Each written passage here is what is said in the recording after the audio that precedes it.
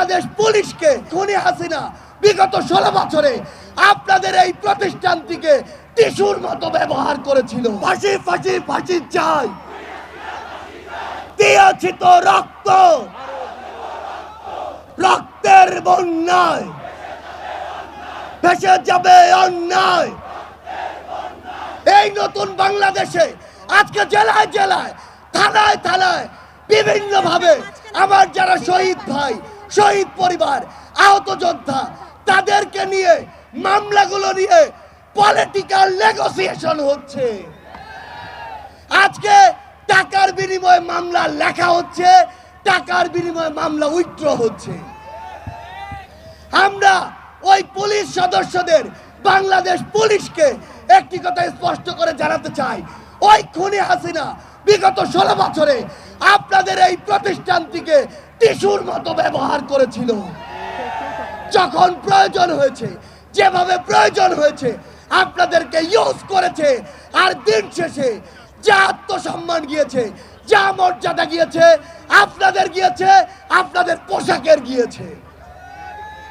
কিন্তু আজ এই অভ্যুত্থান পরবর্তী সময়ে আপনাদের ওই পোশাকটিকে যদি ওই খুনি হাসিনার দোসররা কিংবা অন্য কেউ কিংবা অন্য কোন গোষ্ঠী অন্য কোনোভাবে ব্যবহার করার চেষ্টা করে, তাহলে আপনাদেরকে এক সময় আস্থা করে নিক্ষেপিত হতে হবে।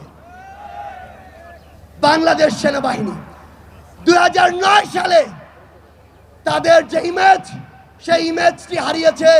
ওই বিডিআর হত্যাকাণ্ডে যখন তাদের অফিসার ভাইদেরকে হত্যা করা হয়, তারা নিশ্চুপ ছিল ওই খুনি হাসিনার চক্রান্তে, খুনি হাসিনার হুকুমে।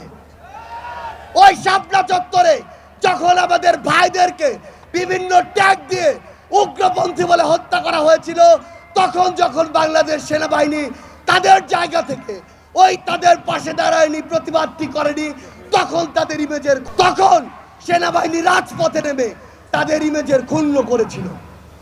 আগস্টে ওই খুনি হাসিনার হুকুমে এদেশের গণমানুষের উপরে গুলি না চালিয়ে বুক পাশে দাঁড়ানোর জন্য সেনাবাহিনী তার পুরো আত্মসম্মান আবারও ফিরে পেয়েছে।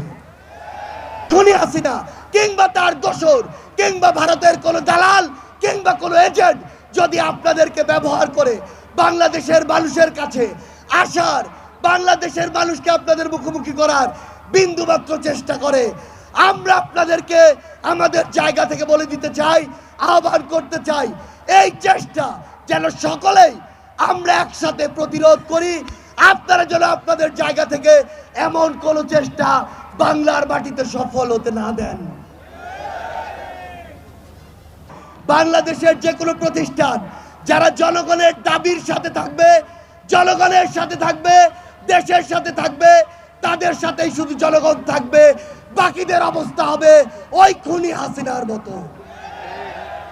ভারতকে একটা কথা স্পষ্ট করে বলে দিতে চাই, ভারতের সাথে বাংলাদেশের সম্পর্ক তখনই হবে যখন ভারতের সাথে বাংলাদেশের সম্পর্ক হবে সম্মানের, যখন ভারতের সাথে বাংলাদেশের সম্পর্ক হবে সমতার। কিন্তু ওই ভারত বিগত 16 বছরে দেশের সাথে দলের যে সম্পর্ক করেছিল, ভারতের সাথে আওয়ামী লীগের যে সম্পর্ক করেছিল, সেই সম্পর্ক যদি আগামীতে তারা স্বপ্ন দেখে, সেই সম্পর্ক এই বাংলাদেশে আর কোনোদিন সফল হবে না। আমরা একটি কথা স্পষ্ট করে বলে দিতে চাই, এই বাংলাদেশে হিন্দু, মুসলিম, বৌদ্ধ, খ্রিস্টান, আমাদের পাড়ের ওই আদিবাসী ভাইরা আমরা একসাথে থাকবো, একসাথে লড়বো। কিন্তু কোন ধর্মের নাম করে, কোন জাতির নাম করে কেউ যদি আমাদের মধ্যে বিন্দু মাত্র কোন উগ্রবাদী চিন্তাধারা, উগ্রবাদী চক্রান্ত করার চেষ্টা করে, সকল ধর্মের যোদ্ধারা আমরা একসাথে তাদেরকে প্রতিহত করব।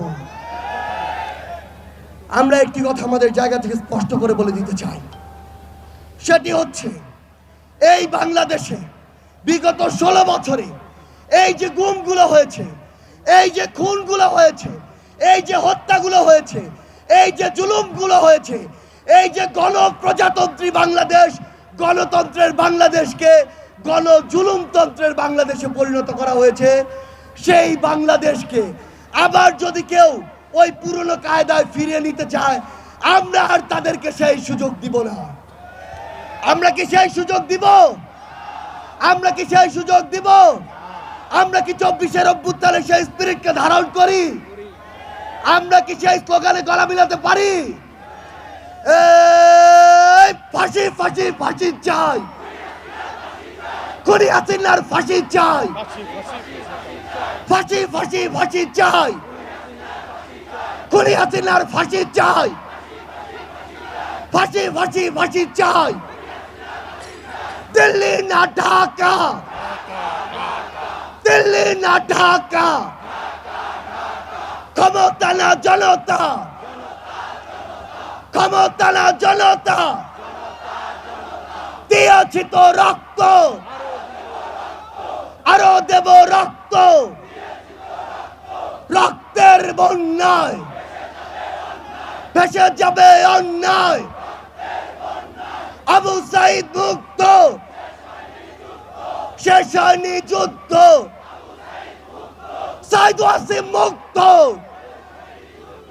শেষ হয়নি যুদ্ধ। আবু সাইদ মুক্ত, শেষ হয়নি যুদ্ধ। আমাদের যুদ্ধ শেষ হয়নি, আমাদের লড়াই শুরু হয়নি। আমরা আমাদের লড়াইয়ের মাত্র প্রথম ধাপ অতিক্রম করেছি।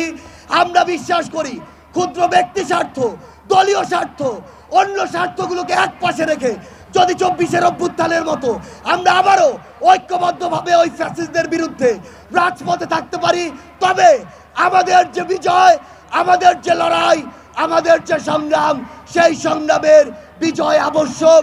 আমাদের আবারও দেখা হবে রাজপথের কোন লড়াইয়ে অথবা বিজয়ে। ইনকিলাব জিন্দাবাদ।